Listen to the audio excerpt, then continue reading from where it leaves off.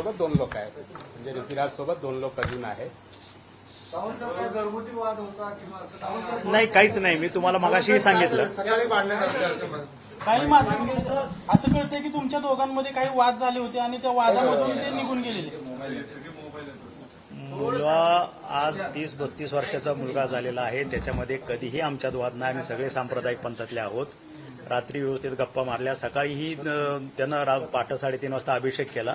रुद्राभिषेक आज प्रदोष आहे आणि माझा पूजा चालू व्हायच्या अगोदर तो आला पटकन नेहमीसारखं कॅम्पसला निघून गेला. संपलं. वाद नाही किंवा काहीच नाहीये. म्हणून मी तुम्हाला मगाशी सांगितलं की त्याचे मित्र बरोबर आहेत. किडनॅपिंग असं मला म्हणता येणार नाही. मित्र बरोबर आहेत. पण नेमकं न सांगता विदाऊट एनी कम्युनिकेशन अचानक गेला कसा, ह्याच्यासाठी आम्ही वरी होतो. मगाशी तेच बोललो तुम्हाला मी. आताही तेच सांगतोय. आता त्याच्याशी भेटल्यानंतर चर्चा केल्यानंतर नेमकं व्हॉट इज द फॅक्ट किंवा अचानक म्हणजे काय तुमची टूर ठरली किंवा न सांगता टूर ठरली. कारण 8-10 दिवसापूर्वीच तो दुबईला जाऊन आला होता. त्यामुळे सडन ऑफ परत लगेच कसं मग पप्पा रागवतील का किंवा काय असं काय आहे का ते एकदा चर्चा केल्यानंतरच मला कळेल. तुम्हाला